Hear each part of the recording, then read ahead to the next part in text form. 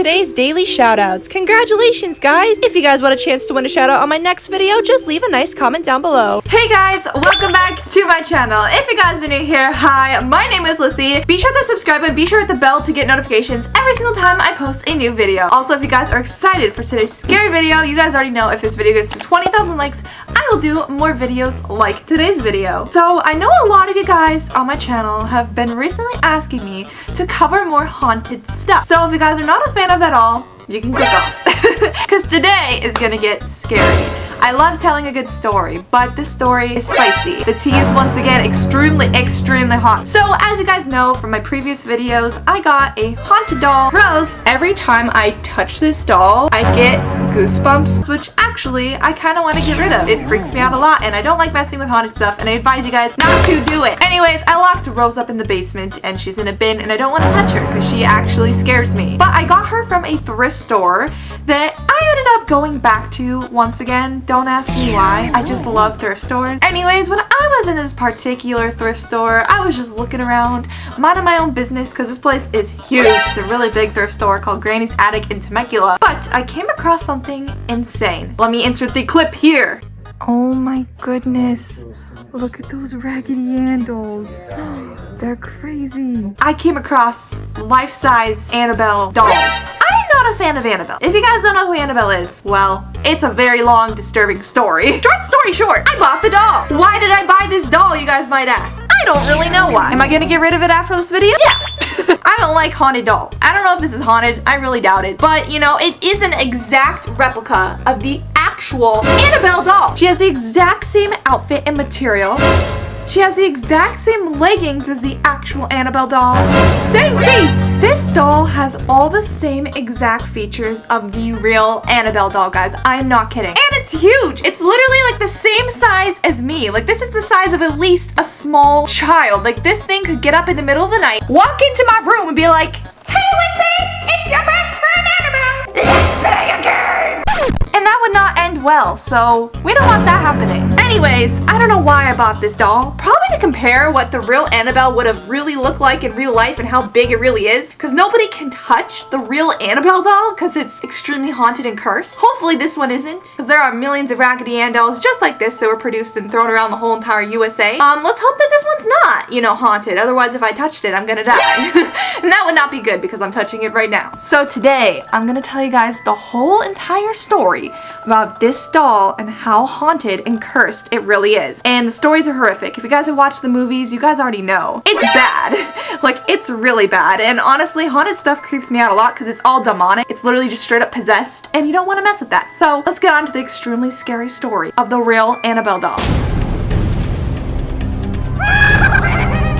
So, Annabelle is an allegedly haunted doll housed in the Occult Museum of the paranormal investigators Ed and Lauren Warren. A student nurse was given the doll in 1970. They say the doll behaved strangely and that a psychic medium told the student that the doll was taken over by a spirit of a very sick, diseased girl with the name of Annabelle, who apparently had passed away and her soul had been in the doll, but it's really just a demon pretending to be a sick, diseased girl, which is terrifying. The student and her roommate tried to accept and neuter the spirit-possessed doll, but the doll reportedly exhibited some awful and frightening behavior. It was at the point where the Warrens say they were first contacted, moving the doll to their museum after pronouncing it demonically possessed. So now the doll remains in a glass box at the Warrens Occult Museum in Monroe, Connecticut, where I'm pretty sure it's really rare to even get close to this thing because apparently even just staring at this doll can ruin your life. There's also been a lot of people who did not believe Annabelle was really haunted. There's been people that the Warrens have let into the museum to take a look at this doll and mocked the doll, and then later on ended up dying. So don't mock a haunted doll, guys. The Warren story of the doll served as an inspiration for the Annabelle doll character in the Conjuring universe. The producers, however, did not use the likeliness of a Raggedy Ann, so they used a terrifying porcelain doll instead, and then called that porcelain doll Annabelle. And I think even in the current films, they do not show the actual Annabelle doll. They just show those porcelain dolls with a creepy, grinny face,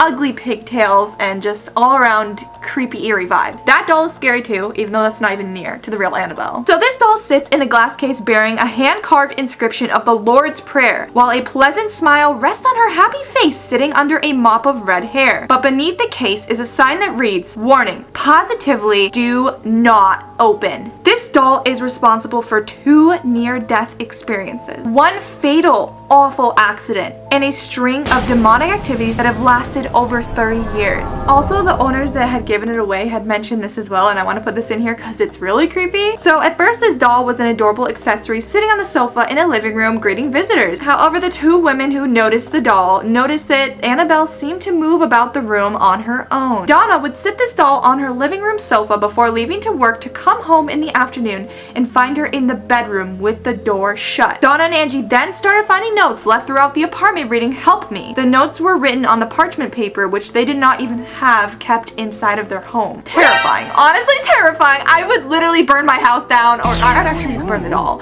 and then I would just never go back. Furthermore, Angie's boyfriend, known as Lou, was in the apartment one afternoon when Donna was out and heard rustling in her room as if somebody had broken into their home. Upon inspection, he found no sign of forced entry, but found the Annabelle doll lying face down on the ground. Other versions of this story say that he was attacked from waking up upon a nap, literally just attacked by Annabelle. How crazy is that? Just minding your own business and all of a sudden, Annabelle! Annabelle, get off me! That would be terrifying. 10 out of 10 acting, I know. Also, the boyfriend ended up feeling a searing pain on his chest and looked down to find bloody claw marks running across his entire chest. Following Lou's traumatic experience, the woman invited a medium over to solve their seemingly paranormal problem.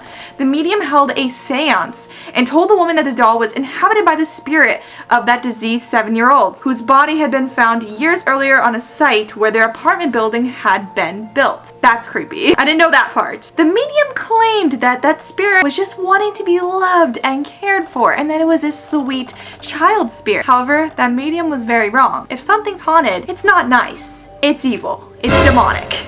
There is no such thing as a nice spirit. Casper the Friendly Ghost is not friendly. Trust me, kids.